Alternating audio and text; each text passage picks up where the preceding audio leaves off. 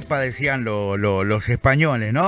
Un día le tengo que contar la historia de viva la pepa, y una tras de otra eran las cuestiones de las metidas de pata a la pepa. Está en línea, quiero charlar con Nelson Pérez Alonso, el director de la consultora Claves. Tema principal, más allá que siempre caigo en la actualidad de este bendito país, el tema principal con él es el tema de esta encuesta o este trabajo de consulta respecto al tema de el trabajo de la gente que hoy con un trabajo no puede sobrevivir. Hay que ser privilegiado para tener solamente una entrada de dinero hoy en este país. Querido Nelson, gusto saludarte. ¿Cómo estamos? José Luis, de acá de Medios Rioja, en la capital de La Rioja, y de Canal 11 te saludan. Buen día, ¿cómo estás? Muy bien, muy bien. Muchas gracias por el llamado. Gracias, Jorge. José Luis, mi querido amigo. José Luis, perdón. Sí. José No, Luis, no hay José problema. Luis. No hay problema. Una vez me llamaron José con... Luis, No disculpa. No, A veces me confunden con Néstor, así que suelo cambiar algún nombre, pero es un pequeño detalle. No te enojas que te diga Néstor, entonces. Bueno. No hay problema. No hay problema. Está todo bien. Nelson, querido. Vamos adelante. Nelson, Sí. querido, en Claves han analizado seguramente ustedes esto, ¿no? De esta situación que, bueno, se ha vivido hasta acá y que seguramente lo seguirás haciendo a través de lo que se viene, nueva composición de la Cámara, la reforma laboral, previsional, penal, etcétera, etcétera. Pero hasta aquí, la consultora ha trabajado sobre el tema del ingreso de familiar o que antes con un solo empleo por ahí podías llevar adelante tu casa sin mucho lujo, sin ninguna cuestión preferencial, pero que podías darle de comer a tu familia y que hoy tiene que trabajar tu señora, tenés que ir vos buscar a otro empleo. ¿Esto está pasando en la Argentina de hoy y desde qué tiempo, si lo medimos como una línea temporal, mi querido Nelson? Exactamente, José Luis. Nosotros venimos trabajando sobre temas de empleo y sobre temas de producción sectorial y por región. Y una de las cosas que vemos es que el empleo en los últimos 10, 15 años, el empleo formal no se ha movido. En Argentina hay 6.200.000 empleados formales en el sector privado, 3.400.000 de empleo público, y tenemos en este momento, 2025, 8 millones de empleados ciudadanos argentinos que están, como digo, full negro, o sea, 100% en negro, con lo cual esos 8 millones de personas hoy están haciendo changas de distinto tipo, y lo que ha aumentado es el pluriempleo informal. La gente, como vos decís, allá una actividad part-time, trabajando con la familia, en un almacencito, en una verdulería, en alguna fábrica ya no le alcanza, y en muchos lugares del país se tienen que subir a un auto de alquiler y tienen que completar el ingreso con alguna otra actividad. Entonces, creo que es una necesidad tratar de encontrar algunas modificaciones para que, digamos, para adelante, yo creo que las modificaciones va a ser muy difícil que se puedan hacer para atrás, podamos tratar de lograr ir a un esquema de mayor formalización. Tenemos solamente menos de casi el 20% de la población formal empleada, y eso realmente es muy poco y repercute en un montón de otras cosas, como por ejemplo los aportes jubilatorios. Hay un montón de otras actividades. Por lo tanto, más allá de los gobiernos de los distintos colores, nos hemos organizado mal y hay que tratar de encarar algún proceso que revierta esta situación. Claro, pero precisamente, a ver, te iba a interrumpir, pero justo terminás ahí la respuesta, que tiene que ver, creería Nelson, con lo que el gobierno supone o cree, y por eso impulsa esta reforma laboral, ¿no? Porque hay mucho en negro, poco en blanco, y quiere formalizar una cuestión de empleo. ¿Han trabajado sobre la opinión de la gente? Porque esta reforma, muchos, sobre todo de la oposición, y ni hablar de mucha gente que por ahí no la entiende, yo creo que quita muchos derechos, pero como que no la entendieron todavía, y creo que esto que me respondías recién en mi primera pregunta es uno de los motivos por el cual el gobierno impulsa esta reforma, ¿no? Bueno, justamente, puede ser que planteado para atrás quite derechos. La pregunta es si le quita derechos a los que tienen derechos, porque los 8 millones de personas que están en negro, o informales, que se suele decir para ser más elegante, Sí. no tienen esos derechos. Lo que tienen derecho es ir a un juicio, pero los derechos como están planteados en la legislación, la verdad es que no se cumplen porque esas personas no están registradas. Entonces, lo que hay que tratar de plantear hacia adelante son modificaciones para que cada vez más las personas entren en el formato formal. Y yo creo que eso tiene que ver con flexibilidad, tiene que ver con modernización, tiene que ver con temas judiciales. Por ejemplo, te voy a dar un ejemplo de algo que pasa en Brasil. Vos, si sos un empleado y haces un juicio y a tu abogado se te ocurre plantear una indemnización exagerada de, no sé, 800 millones de pesos, y vos perdés el juicio, vos te tenés que hacer cargo de haber reclamado algo que no corresponde y tenés que poner una proporción de eso. Por lo tanto, los juicios también tienen que ser más razonables. Por lo tanto, digo, en términos generales, creo que tenemos que cambiar algo para poder estar más dentro de la ley y no seguir alentando la generación de empleo en negro. Y posiblemente yo, digamos, creo que estaría de acuerdo con vos, es que si vemos algunas cosas planteadas para los que hoy están en blanco y para los 6 millones que están en blanco, podría ser una pérdida de derecho. Pero para los 8 que hoy no están en blanco, sería ganar algún derecho de algo que hoy no tienen. Ahora, mi próxima pregunta está basada en una nota que no la hice yo en el programa que conduzco, sino un colega en este mismo medio, con el titular del Centro Comercial e Industrial de La Rioja, un comerciante importante aquí de muchos años. Él estaba en contra de la reforma porque decía que, por ejemplo, en el caso puntual de un empleado que iniciara un juicio, podía quebrar un negocio. Obviamente hablamos del sector comercial.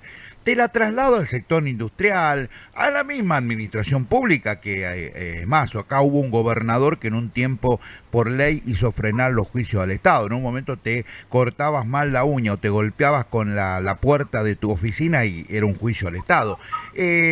Hoy, un juicio laboral, ¿vos considerás que pone en riesgo la continuidad de esa pyme, de esa fábrica, de esa empresa? Pero no tengo ninguna duda y te puedo contar casos concretos de una persona que tiene una empresa con un sistema de franquicias. Un empleado de la franquicia le hizo juicio a la compañía, pongamos que estuvo en negro 8 meses y 3 meses en blanco. Ajá. Ese juicio se perdió en primera, segunda y hasta se perdió en la corte, y esa empresa se le declaró que debe pagar 400 millones de pesos por un juicio de una persona que estuvo, pongamos, un año trabajando en esa empresa. Esta compañía prácticamente entró en convocatoria y yo no sé si va a poder continuar, con lo cual, digamos, esta persona que ganó el juicio posiblemente no lo va a cobrar y todos los empleados de la empresa se van a quedar sin trabajo. Claro,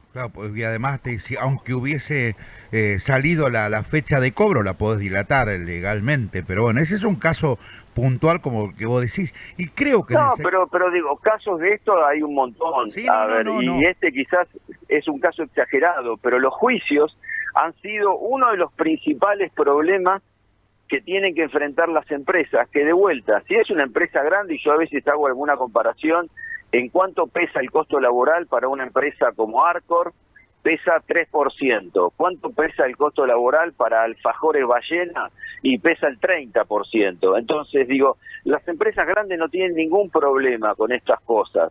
El problema está en las empresas pequeñas o medianas.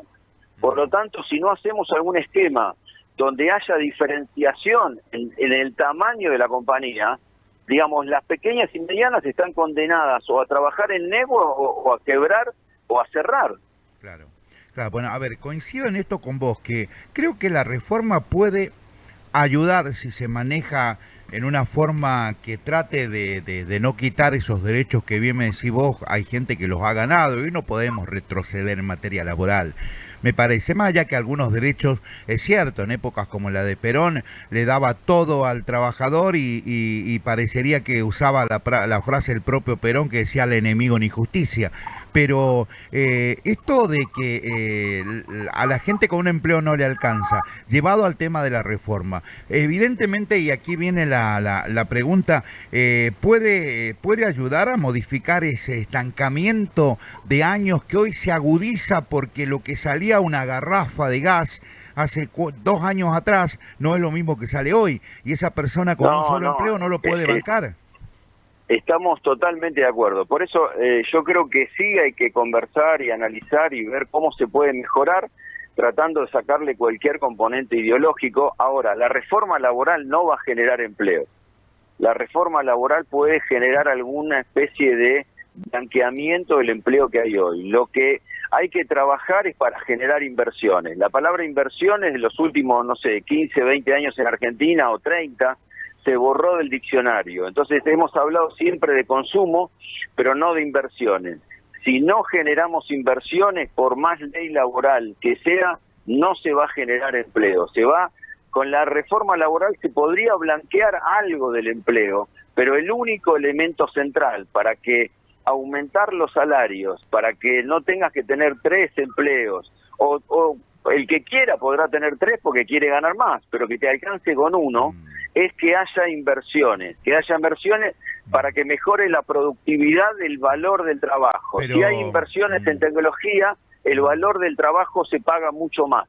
Pero Nelson, y últimamente, los últimos años, de vuelta de todos los colores, de uno y del otro, la inversión realmente fue muy pobre. Pero en el RIGI, perdón que te interrumpa, en el RIGI no estaba esta idea, ya en la ley base que se trató hace 1 año y medio, estaba esta idea y creo que está vigente el tema del RIGI, pero yo no conozco de alguien que haya llegado a decir la Argentina es confiable, como dijo el presidente ayer, cuando hablamos de crecer en tasas argentinas, un delirio, por Dios, jamás en la vida. Por eso, pero el RIGI es solamente para unos muy pocos. Yo cuando hablo de inversiones, el Estado argentino es deficitario y debe dinero al mundo. Los argentinos, el Estado argentino debe tener 300.000 millones de dólares de deuda. Los argentinos debemos tener 500.000 millones de dólares que nos deben los otros, y muchos argentinos tienen dólares en el colchón, en Miami, en algún otro lado, y si los argentinos, no del RIGI, podemos confiar y abrir un segundo farmacia, una verdulería, una pequeña fabriquita, esas son las inversiones que van a generar el empleo, la actividad y demás. Hay mucho para hacer en la medida que los argentinos confiemos en que este país primero no nos va a defraudar y no nos va a estafar, como nos pasó varias veces a los que tuvieron dinero desde el plan Bonex y otras actividades. En general muchos hemos ganado, me incluyo, teniendo deudas, y muchas veces al que tenía el dinero. Por eso otra cosa que está cambiando es la tasa de rentabilidad de las compañías. El argentino habitualmente cuando pide rentabilidad, cuando espera rentabilidad de un negocio, espera que ganar el 30% en dólares por año. Eso en el mundo no existe. Lo que nosotros tenemos que acostumbrarnos a que el empresario va a ganar dinero, pero va a tener que acostumbrarse a que en vez del 30 va a tener que ganar el 15. Entonces, es muy difícil porque venimos acostumbrados de mala manera y hay que alentar el esquema de inversiones y que la gente que pone dinero no pierda dinero. Bien. Mi querido Nelson, de verdad fue un placer hablar contigo, pero antes de cerrar me gustaría preguntarte, como ya generalizando lo que fue la nota, desde la consultora, ¿se ha hecho algún trabajo respecto al tema de la opinión o del pulso de la gente? Porque no hay entrevistado que no le haya preguntado qué análisis hace, sea un periodista, un consultor, sea un funcionario. Es más, he hablado aquí con diputados en mandato, ayer hablamos con el diputado Castillo, hace una semana atrás con Freddy Storani, ex ministro del Interior, y a todos les pregunto lo mismo que me gustaría trasladarte a vos. ¿Cómo se puede por ahí lo trabajaron de la consultora, entender el triunfo de un gobierno que venía con muchísimas dificultades, acosado por hechos de corrupción, acosado por situaciones económicas. Parecería que los Estados Unidos fue lo que se suponía iba a ser el ancla para hundir, terminó siendo lo que reflotó. Pero desde ustedes, desde el punto de vista de ustedes como profesionales, ¿cómo analizaron esto en la gente? ¿Esto qué? No sé a qué punto te referís. Triunfo, lo que te decía, el triunfo de este gobierno casi contundente en la elección del 26, cuando llegaba en el peor momento de su gestión.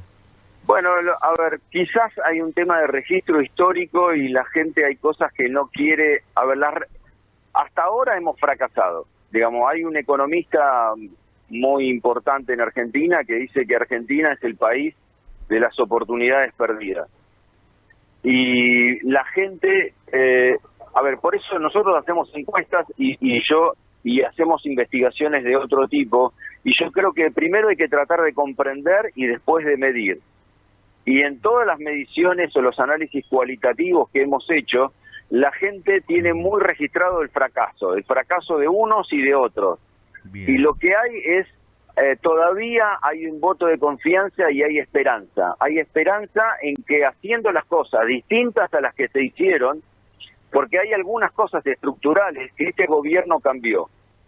Hay algunas cosas estructurales que este gobierno cambió, que es, por ejemplo, el tema de el superávit o la suficiencia de los gastos del Estado. Hemos gastado en los distintos gobiernos siempre más de la que tuvimos. Y de esa manera le sacamos 13 ceros a la moneda.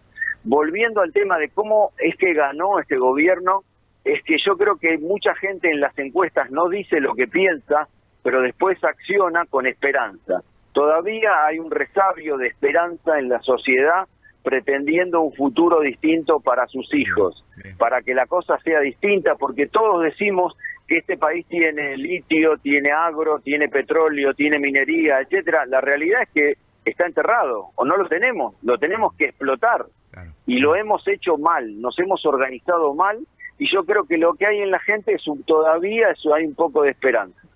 Te mando un abrazo grande y que no se pierda el contacto, querido Nelson. Muy gracias, José Luis, un abrazo enorme. A usted también, querido, gracias por su tiempo. Chao, chao. Hasta luego.